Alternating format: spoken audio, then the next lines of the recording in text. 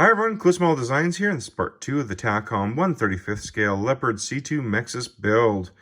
So it is coming along pretty good here. A few little hiccups with the instructions and, parts placement, but if you pay attention to what you're doing, you should be a-okay.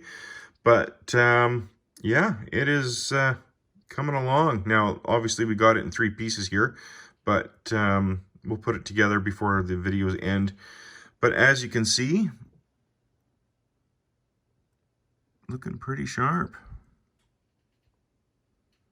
The turret is the most impressive bit, at least in my opinion, especially with the thermal blanket. Now, when you're first starting to paint the thermal blanket and stuff, you're kind of going, oh my, am I doing the right thing here, or did I do the right thing? But yeah, I think it's coming along pretty nicely here. So where we left off, I was just kind of putting things together, putting parts on, obviously, and getting ready for paint. And the paints I use is right there. Fairly simple, TS91, TS61. Now, why the 2 colors? It's basically when I'm out painting in the booth there. Actually, I was painting this one outside. It was, they ordered us a nice day, so it was really hot. So what I did is, as I was spraying the TS61 to TS91, basically, spray and then different color spray, and this kind of mixed the 2 greens. Probably can't really see it on camera so much, but it gives it a little bit of texture, right? Little difference in greens, paint wear out, things like that. And then once it dried, which was very fast because it was outside, it was actually so hot, I didn't want to leave the model out too long. I didn't want anything melting. But anyhow, once it was dried, I brought it in the house and I used my soot and a little bit of rust with my brush and did that. So you can see it right there.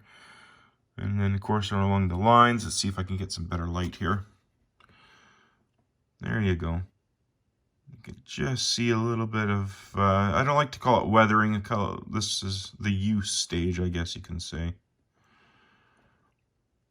Not the thermal blanket. That's a whole other thing. Thermal blanket I went on later. And then you can see it here.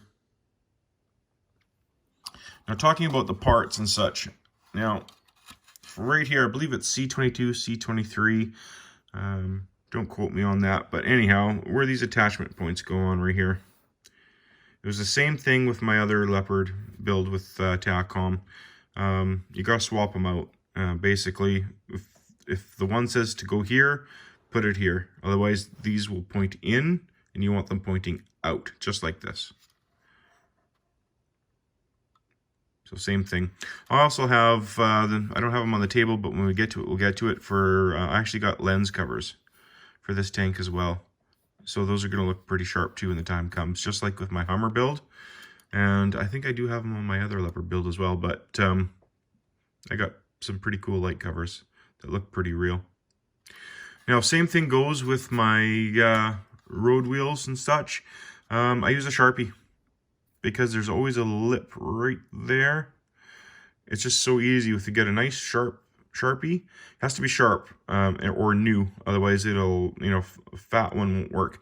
But you just go around like that, and then of course you cover the rest of the wheel, and they come out really nice, as you can see. You have to do them obviously individually before you put these on, and then you do a clear coat.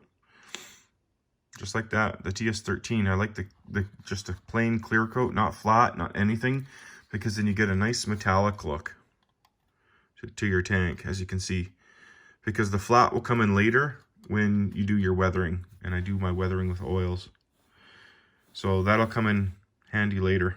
But as you can see, we got the weathering going. Or sorry, the use. I always get those two. So once that was done, as you can see, it's a real nice fit. Oh, there's some photo etch too. I should point that out too while we're here. Right here. The instructions are pretty vague. There's one on the opposite side too. That's where they go. The instructions are somewhat vague. So I'm just going to set this on here.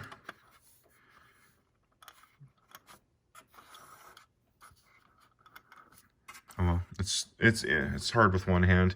Now, once the clear coat was dry, I got my 502 Optilong, made kind of a deserty color. Now, I had to do some mixing because I don't have the proper color, but I got the desired color anyway. Made kind of a, not a slurry, but anyway, that's what I got the consistency to. And I started painting. Now, I painted right over top the clear coat, obviously, because it's an oil. You can paint over acrylic. And I did that. So this went on very easy because this is molded, the Panzer Art. You do get the thermal blankets for this part of the tank right here, this part of the hull, in that set right there. Now, this did go on fairly easy. I did break it right there. I'll hide it later, but you have to use super glue. But a lot of positioning, like you don't have much time with super glue, and it has to go down with super glue. Now, this obviously went on before any painting, anything was done, right? So this was painted green, which was good because it kind of gives that shading. Now, because you've seen this in the last video, but painting this with oils was very easy, but then you gotta wait, right?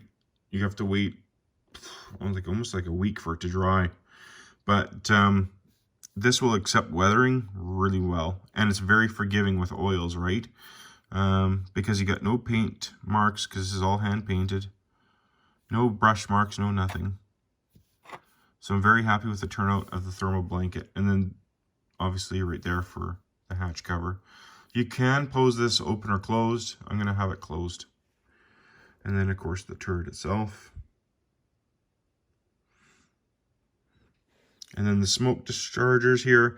Now, again, with this one here, I don't know, it's because I'm using the Panzer Art. I actually had to put a little bit of like a gap stopper right there where my finger is. I actually had to add a piece of plastic on both sides just so it would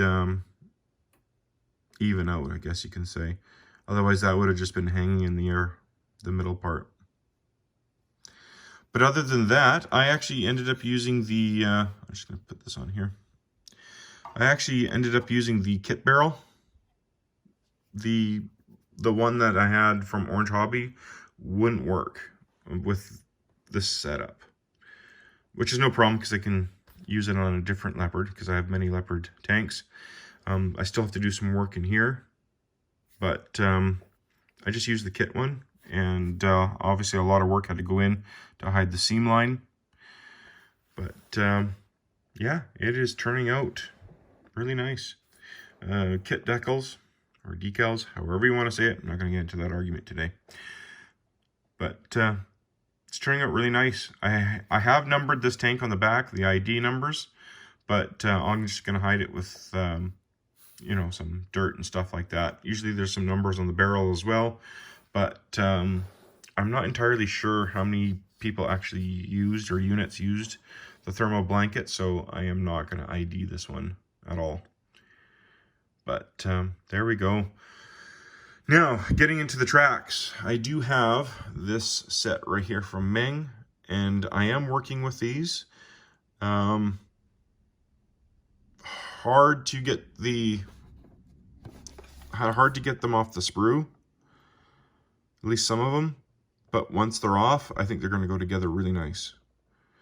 This set right here actually comes with a nice set of tracks that you can, obviously, you know, workable tracks, but I want to try these ones.